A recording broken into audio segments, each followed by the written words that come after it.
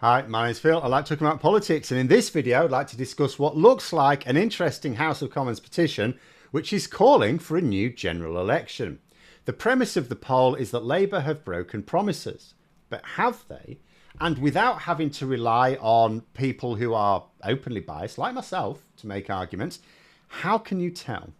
Well, as it happens, there's a new tool out there which is independent and may help you do just that. But first, if you'd like to be notified of daily news and politics, please subscribe to the channel.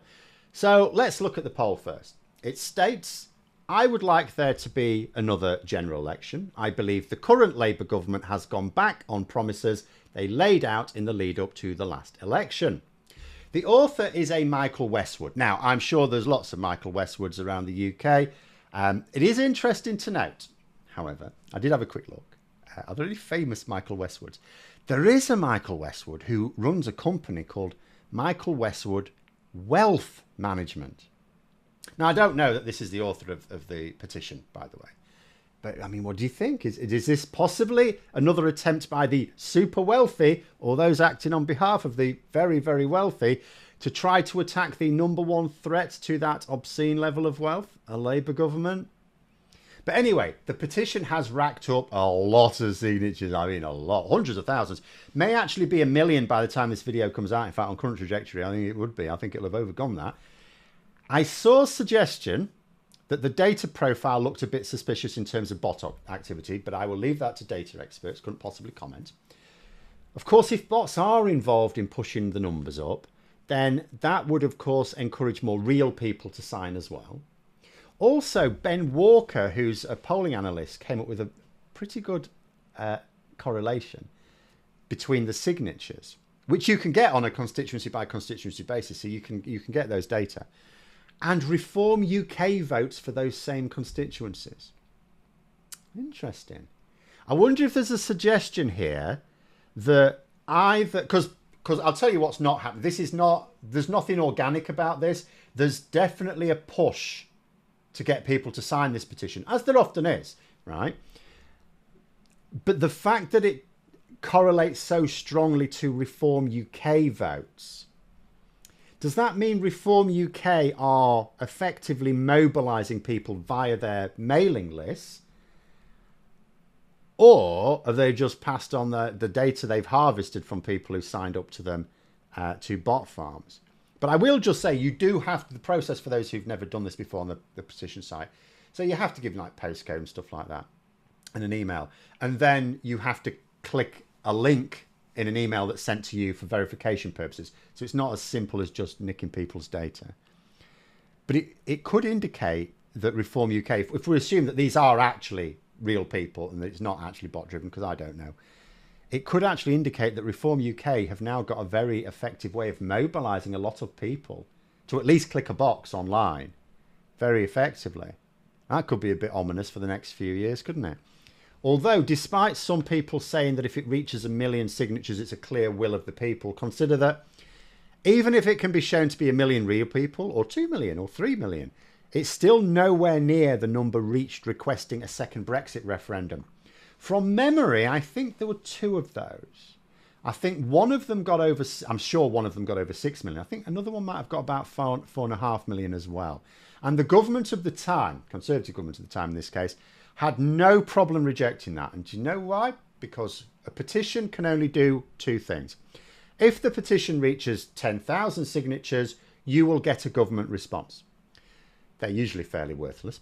If you get 100,000 signatures, you get something much more valuable. You get a debate. That's the prize. You get nothing further for any more. And when the debate is scheduled, I would look, if I were going to be the Labour minister sent along to cover, I would actually look forward to it. There is a sense in which you imagine quite a lot of the time a junior minister will be sent because it's like, you know, it's a bit of a ball ache because the petitions are not usually friendly towards the government, right? In this occasion, I'd be up for it. I would be up for it because the petition is about promises. So I would come out with a great long list of promises that Labour have in actual fact followed through on.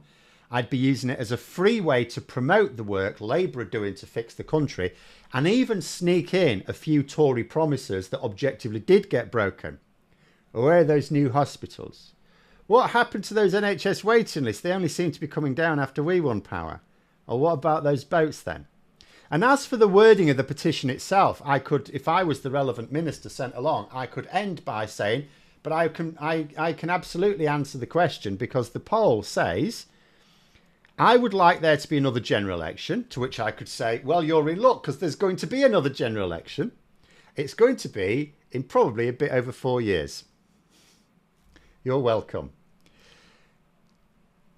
But easy for me to say all this, isn't it? Because, you know, I'm a Labour supporter. How can you tell if Labour are or are not sticking to their promises? Obviously, you can't treat me as an impartial judge on this. Neither would the Tories or any potential Tory bots or Reform UK involved in this petition. Nor could anyone who's worried about large levels of wealth and has signed it because they don't really like the tax spectrum at the moment. And as for the mainstream media, do me a favour. But we're in luck. Full fact have happily fact-checked Labour, the Conservatives, and indeed everyone else in politics for some time now. And they have constructed a tracker. It lists all of the measurable pledges in the manifesto and then judges them to have either been achieved, appearing on track, in progress, appearing off track, unclear or disputed, or wait and see. And what's really useful is they don't just assign these marks by each pledge and expect you to take their word for it. No, they explain their rationale in detail with data to back it up in many cases for every single decision, as they do for all their fact-checking for those who are aware of them. So you can read their rationale on every single pledge and you can either come to the same conclusion or you could come to a different conclusion. The point is, what they have given you is a resource that tracks the pledges, the measurable pledges, and gives evidence for whether Labour are on track for meeting them or not. But I think this will probably be the most objective tracker of government promises you are likely to find. So if you're interested, I would certainly bookmark it. But there we are. Those are my thoughts. Let me know yours in the comments below. If you enjoyed the video, please click the like button. And if you'd like to support the channel further, you can join for memberships. Thanks for watching. And until next time, I'll see you later.